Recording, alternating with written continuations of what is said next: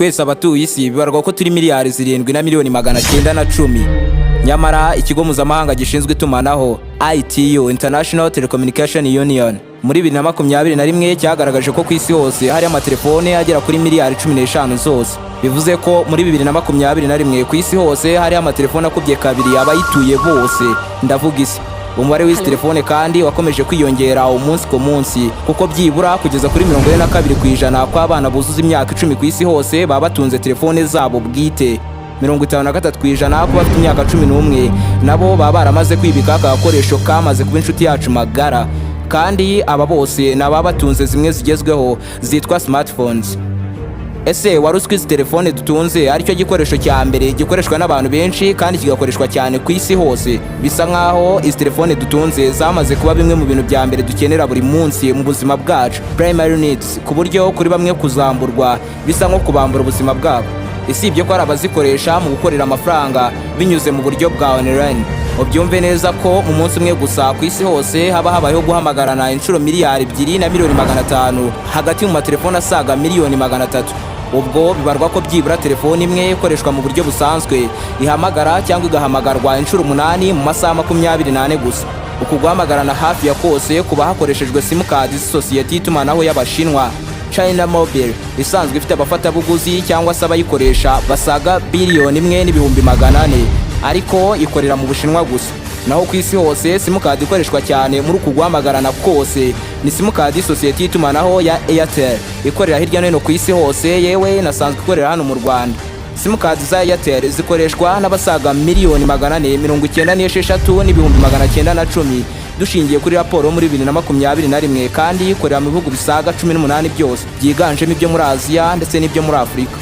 Byibura 33% kw'amasimukadi yose akoreshwa kuri iyi si nzima dutuye na isosiyete ya Airtel. Mbega simukadi za Airtel ni 1/3 cy'amasimukadi yose akoreshwa mu itumanaho ku isi hose. Ku mugabane wa Afurika ho mu itumanaho simukadi ya mbere ikoreshwa mu guhamagarana ni isosiyete ya MTN Group. Iyi nayo isanzwe ifite ishami rikorera hano iwacu mu Rwanda. Ese wabarigeze wibaza impamvu izi telefone dutunze zibarirwa mu biragano cyangwa se ibisekuru bigiye bitandukanye bitewe n'ibyo zikora bidasanzwe zihariyeho kandi zirusha izazibanjirije, icyitwa generations nka first generation, second generation, 3 generation, 4G na 5G n'izindi nyinshi zizasohoka mu gihe kizaza? Wabarigeze wibaza se buryo izi telefone zihamagarana bigakunda kandi byose bigakorwa ku ntera ndende? Cyangwa se ukabarigeze kwibaza uko bigenda kugira ngo uvugire kuri telefone yawe maze ijwi ryawe rihingukire muri telefone y'inshuti yawe muri kuvugana? Ibi byose kandi biba mu kanya gato cyane, bikaba nta kosa na rito ribayeho. Ubundi izi telefone dutunze zikora zite cyane cyane mu gihe turi guhamagarana? Mu gusobanukirwa ibyo byose rero, nimba ari ubwa mbere ugeze kuri umuyoboro mugari w'ibyegeranyo mu Rwanda, icyo usabwa ni ugukanda subscribe ugafungura inzogera kugira ngo ukomeze gutungurwa no gusobanukirwa na byinshi cyane bimeze nk'ibicanganye kuri iyi si nzima dutuye. Ndi Aime Christian. Ikaze.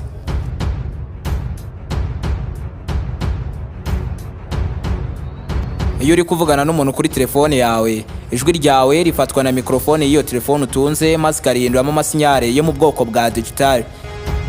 Ibi byose mikoro bifashwamo n'ibyumviro by'ikoranabuhanga bya MEMS, ni micro electromechanical system sensors, ndetse na microchip ya telefone cyangwa se cyitwa integrated circuit. Ubwo abasanzwe bazi bijyanye n'ibikoresho by'ikoranabuhanga barabyumva neza 5/5. Ijwi ryawe risanzwe riba ryamaze guhindurwamo amasinyare mu bwoko bwa digital, aho riba ryahinduyemo amarimwe ndetse n'amazeru gusa. Muri telefone kandi mwimbere haba hari antenne yo mu bwoko bwa transceiver antenna. Za antenne ziba zishobora kuba zakohereza cyangwa zikakira amasinyare. Iyi antenne rero ni ifata ya marimwe ndetse n'amazeru yakoye mu ijwi ryawe maze ikayohereza mu buryo bwa electromagnetic wave. Iki gihe wabasha kuvugana n'umuntu kuri telefone yawe, ariko uzi neza ko izi electromagnetic wave zava kuri telefone yawe zikagera kuye. Ariko ibi niyo byabera ku ntera ntoya cyane, byasaba ko mwaba mwegeranye cyane, kuko uramutse ushaka kuvugisha umuntu uri ku ntera ndende mutegeranye na gato ntibyakunda, kubera ko izi electromagnetic wave zakorezwa na telefone yawe zacibwa intege cyangwa zigahagarikwa n'imisozi miremire, amazu maremare ndetse n'ibikoresho by'ikoranabuhanga birimo nka firigo, televiziyo, amaradiyo ndetse n'ibindi byinshi byaba biri gukoresherezwa ahantu izi electromagnetic waves zari bunyure. Isibye ko ibi byose izi electromagnetic waves zitabirokoka, niyo byaba bidahari n'ubundi ntizabasha kugera kuri nk'uko tubyifuza. Ahanini binatewe n'uburyo umubumbe dutuye uteye ubwawo mu buryo busa nk'ubufukuye, curved shape. Mu gukemura icyo kibazo rero cyo kuba umuntu yabasha kuba yahamagara umuntu uri kure ye ku ntera ndende hashoboka, nibwo hashyizweho iyi minara tubona hirya no hino aho tunyura. Mu kuzana iyi minara rero byatumye isi dutuye isa nk'igabanyijemo ibyumba bito byinshi cyane kandi bitagaragara, aho buri cyumba kiba gifite impande 6 ikizwe nka hexagonal cell, aho buri cyumba kandi kiba kigiye gifite umunara wacyo ukoreshwa n'amatelefone yose ari muri ako gace twe turi kwita icyumba aka kanya. Gusa ariko iminara yose dukunze gucaho ndetse n'iri mu bindi bihugu byose bigize isi, iyi yose igiye ihujwe n'imigozi cyangwa se insinga zo mu bwoko bwa fiber optic inyura munsi y'ubutaka ndetse no munsi y'inyanja. Ibi rero ni ibifasha kuba habaho guhamagarana mw'imbere mu gihugu cyangwa umuntu akaba yahamagara mu kindi gihugu niyo cyaba kiri ku wundi mugabane bikaba byakunda. Dore uko bikorwa: iyo uvugiye kuri telefone yawe ijwi ryawe rica muri za nzira twabonye mu kanya, maze electromagnetic wave ako kanya zikoherezwa ku munara uri hafi yawe, maze rero za electromagnetic wave zigahindurwamo sinyari z'urumuri kandi zihuta cyane, maze ako kanya nazo zigahita zoherezwa mu kabox kitwa base transceiver box kaba kari ku munara. Aha rero ni izi sinyari zongererwa imbaraga kandi zikongererwa umuvuduko ku buryo zabasha kugera kuri hashoboka kandi zitaracika intege. Ibi byose iyo bisoje, izi sinyari z'urumuri zerekeza ku munara uri gukoreshwa na telefone wahamagaye. Ni umunara uri mu gace telefone wahamagayemo iherereyemo. Iyo zigezeyo rero uwo munara urongera ukazihinduramo electromagnetic wave, maze uwo munara ugahita uzohereza igitaraganya kuri ya telefone wahamagaye, maze zikinjira kuri antene y'iyo telefone. Ariko kubera ko izi sinyari ziba zikiriza mu bwoko bwa digital, zibanza guhindurwamo izo mu bwoko bwa analog, maze rero ijwi ryawe ako kanya akaba yabasha kuryumva binyuze mu nyakiramajwi ya telefone ari gukoresha ikizwe nka earpiece speaker.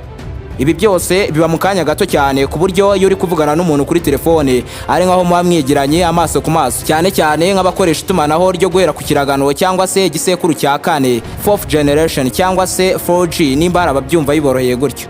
Bivuze ko niba ari abatekerezaga ko izi telefone dutunze zikoresha ikoranabuhanga ridasaba imigozi, wireless technology, bishwaga cyane, kuko twabonye yuko nubwo zikoranye ikoranabuhanga riba ryunganirana n'irindi koranabuhanga ry'imigozi cyangwa se insinga. Wakwibaza ute ni gute umunara uri hafi yanjye umenya neza ahantu wohereza ya masinyari twabonye haruguru neza ku munara uri hafi ya telefone ndi guhamagaraho hatabaye ikosa na rito?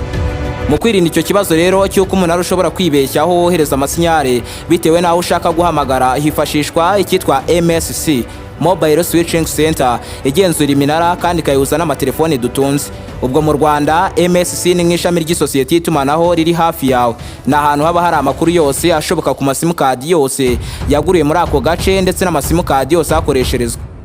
Aho baraguriye simukadi yawe rero, ishami ry'iyo sosiyete y'itumanaho riri hafi aho rifatwa nk'ishami ry'iyo sosiyete ariko ryo mu rugo iwanyu bwite, Home MSC, kandi baba banagufiteho amakuru yose ashoboka. Bivuze ko niba baraguriye simukadi yawe ahitwa Nyarutarama, ubwo ishami ry'iyo sosiyete y'itumanaho runaka waguzemo simukadi riri Nyarutarama habarwa nk'iwanyu, kandi bazi neza amazina yawe yose, aho uherereye, abo uhamagara bose ndetse n'inshuro bahamagara ku munsi. Ubwo rero iyo wimutse ukava Nyarutarama waguriyemo simukadi ukoresha ukajya kwibera Bugesera, ubwo ishami ry'iyo sosiyete y'itumanaho riri Nyamata ribarwa nk'ishami ry'imahanga kuri wowe, Friend MSC. Ubwo rero iyo ugeze Bugesera kandi atari waguriye simukadi ukoresha ako kanya, ishami rikorera Nyamata rihita ribwira aho waguriye simukadi yuko ari ryo ririmo rirakugenzura kugira ngo nihagira ugerageza kuguhamagara bize koroha kumenya neza umunara uri buze gukoreshwa hoherezwa amasinyari. Ibi ni ibintu bikorwa mu buryo butatu. Ubwa mbere ni ubwitwa time based, aho hagenzurwa ahantu buherereye nyuma y'igihe runaka byibura nka buri minota 5, ndetse n'uburyo bwa kabiri bwitwa location area based, nko mu gihe waba uri ku rugendo uri kuva ahantu hamwe ujya ahandi bigasaba yuko uca ahantu hari umunara ukongera ugaca ku wundi munara ukagenda uhinduranya iminara. Aha naho habaho kugenzura neza ahantu uherereye kugira ngo hataza kwibeshya umunara bohereza amasinyari. Uburyo bwa gatatu ni ukumenya neza ko telefone yawe ifunze cyangwa ifunguye. Nk'urugero, utuye Bugesera aramutse ashaka guhamagara Yohana uherereye i Muhanga, Emma azandika nimero za Yohana muri telefone ye maze ahamagare. Ako kanya bizahita bimenyeshwa ishami ry'iyo sosiyete y'itumanaho i Nyamata, nabo bakimara kubona nimero za Yohana bazahita babimenyesha ishami ry'iyo sosiyete riri i Muhanga mu mujyi, maze Muhanga rero bazahita bareba ahantu Yohana aherereye nyakuri, kuko Muhanga igiye irimo iminara myinshi cyane kugira ngo bamenye neza umunara uri hafi ariwo bakoresha boherezaho amasinyari. Bakimara kumenya umunara uri hafi ya Yohana, hahita habaho kugenzura niba Yohana atari kuvugana n'undi muntu kuri telefone ye, cyangwa se bakagenzura niba telefone ye itajimije. Iyo basanze nta kimwe muri ibyo nkubwiye haruguru rero, telefone ya Yohana ihita isona ako kanya, akabona ko bamuhamagaye, maze nawe akaba yabasha kuyitaba. Gusa ariko Yohana usanzwe utuye i Muhanga, igihe yaba yagiye gutemberera nk'i Kigali mu mujyi ahitwa Nyarutarama, ubwo nihagira umuhamagara, ishami ry'isosiyete y'itumanaho akoreshereza simukadi yayo riherereye Muhanga rizabanza kubimenyeshwa, maze naryo ribone kubimenyesha ishami ry'iyo sosiyete y'itumanaho riri Nyarutarama, maze n'ubundi bice muri za nzira twavuze haruguru. Igitangaje nuko ibi byose biba mu kanya gato cyane nk'ako guhombya, cyane cyane ku matelefone n'amasimukadi akoresha itumanaho ryo mu kiragano cyo guhera kuri 4th generation. Wibuke kudusangiza ibitekerezo byawe n'uburyo wakiriye ino video ubinyujije muri comment. Ibiganiro nk'ibi kandi ushobora kubikurikirana mu mashusho magufi cyane unyuze ku rubuga rwa TikTok ni Aime Christian 01, kandi nimba ari ubwa mbere urugeze kuri umuyoboro mugari w'ibyegeranyo mu Rwanda, icyo usabwa ni ugukanda subscribe ugafungura inzogera kugira ngo ukomeze gutungurwa no gusobanukirwa na byinshi cyane bimeze nk'ibicanganye kuri iyi si nzima dutuye. Ndi Aime Christian, naho ubutaha.